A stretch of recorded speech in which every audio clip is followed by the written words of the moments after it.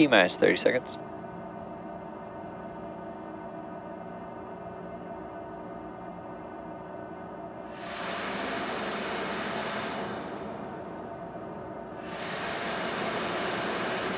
-15 seconds.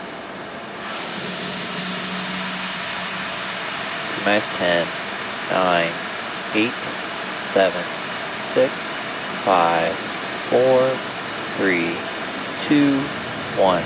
Ignition, engines full power, and liftoff. Go SpaceX, go commercial GTO 1.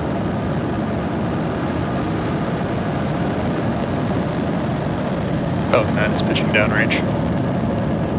M1D chamber pressure is nominal.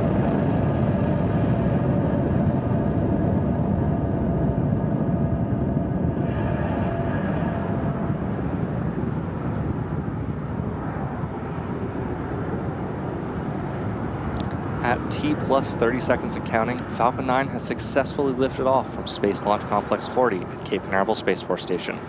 During ascent, we tilt or gimbal the engines on the booster, and that turns the rocket horizontally, a maneuver known as a gravity turn. So the power and telemetry nominal. Healthy call out there from the rocket. As the rocket is still going up, it is also now heading horizontally away from the launch pad. And moments ago, we throttled the engines down. Falcon 9 is supersonic. We throttled the engines down on the first stage in preparation for max Q, or maximum aerodynamic pressure. This is a critical moment during flight because the combined stresses caused by Falcon 9 accelerating through the atmosphere and the ambient static pressure are at their greatest. Max Q. And there's that call out for max Q. Now the rocket typically needs to go about 17,500 miles per hour horizontally in order to avoid being pulled back down to Earth and get into orbit. You can track our progress to orbit by keeping an eye on the Stage 1 telemetry in the bottom of your screen. Now we have several events coming up in quick succession. Main engine cutoff, or MECO. AVAC chill has started. Good call out. Stage separation, second engine start 1, or SES1, and fairing separation. And just as a reminder, we will not have any Stage 2 views today, including separation, and the remainder of our webcast will follow the Falcon 9 booster's return to Earth. Now, main engine cutoff, or MECO, is where all 9 Merlin 1D engines shut down to slow the vehicle down in preparation for stage separation, which is where the first stage separates from the second stage. Followed by this, the MVAC engine on the second stage will light. Trajectory nominal. Good call out there. And the second stage will light, which is called out as second engine start 1, or SES1. This engine burn will propel the second stage and the payload to orbit. In addition to these 3 major events, the fairing halves will separate shortly after SES1, though again, as we mentioned, we will not be seeing that tonight.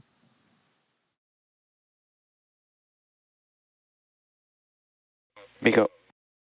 As you just heard, we've just passed through many... Stage separation confirmed. Excellent call-outs coming in here from the nets. AVAC ignition. And good call-outs there. Now coming up in just a few moments, we should be hearing a call-out for fairing separation. Now both fairing halves on today's mission are flight proven, with one half flying for its 18th time and the other for its 14th time. And these will be retrieved by a recovery vessel Bob once they fall back down to Earth.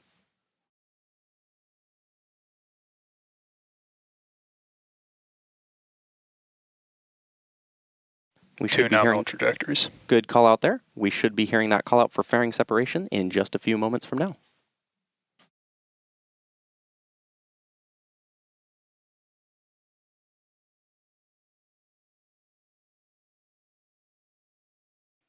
Fairing separation confirmed. And good call out there for fairing separation. We are now at 3 minutes and 40 seconds into today's mission, with the next major milestone coming up just past the T plus 6 minute mark, which will be the first stage entry burn. For this entry burn, we'll relight 3 of the M1D engines on the first stage, starting with the center E9 engine, followed shortly after by the E1 and E5 engines. This helps slow down the vehicle as the rocket passes into the Earth's denser lower atmosphere, and we need to slow the rocket down to reduce the re-entry forces, which ultimately helps us recover and reuse the first stage. Now, during the entry burn, Falcon 9 is decelerating by firing its Merlin engines, but the vehicle is still moving really fast, and this causes the vehicle to fly through Merlin's exhaust gases, and this deposits a layer of soot on the vehicle surface, which is why our flight-proven vehicles look the way they do. and that soot comes from the carbon-based fuel that Falcon 9 uses. Now, while we do have some pretty grainy views right now because it is so dark with the cameras from the booster, you can keep an eye on the speed and altitude of the booster at the bottom left-hand corner of your screen. As we continue to make our way towards that entry burn, I want to take a couple moments here to talk about reusability, which is key to lowering the cost of spaceflight, which in turn enables more investment in critical scientific research. The Falcon 9 first stage that is supporting today's mission is flying for its 13th time, and while this booster is only on its 13th trip to space, we're working toward qualifying our fleet of Falcon boosters and fairings to support 40 missions each. And for those following along, we're currently at 29 flights of a single Falcon booster, which is absolutely phenomenal. Increasing Falcon's flight count provides valuable information and repeated reuse, which is a critical element for making life multiplanetary. Now we're just about 40 seconds away from the beginning of the entry burn. So keep your eyes peeled on that screen and watch the telemetry at the bottom of your screen where you'll see the graphics light up as the engines do.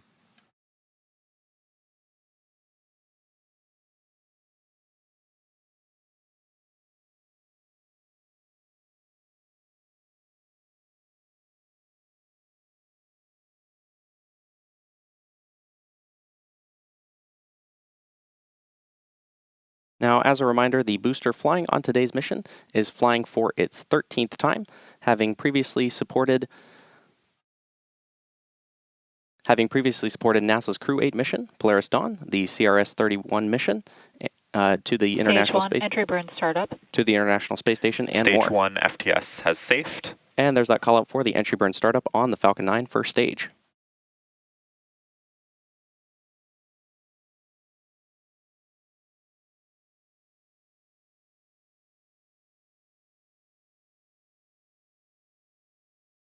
Stage 1 entry burn shutdown. And good call out there for entry burn shutdown of the Falcon 9 first stage. Now, the Merlin engines on the Falcon first stage. Remain nominal.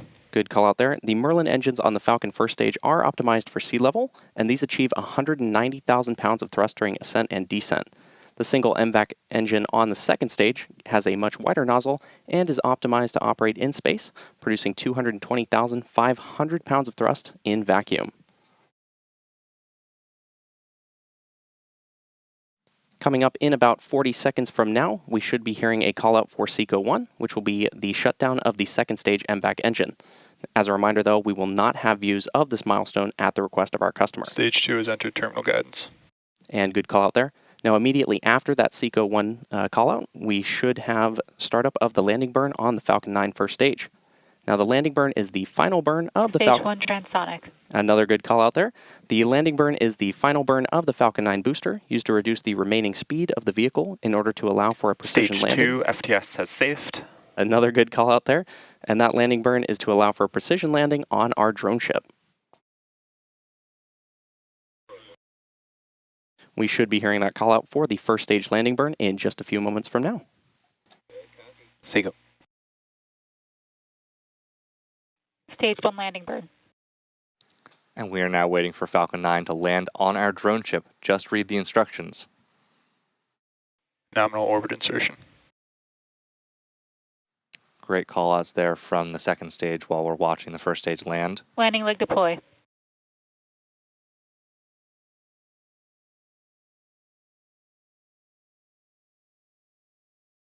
Stage 1 landing confirmed. And there you saw and heard the call-out for successful landing of our Falcon 9 rocket. Again, this was the 13th launch and landing for this first stage.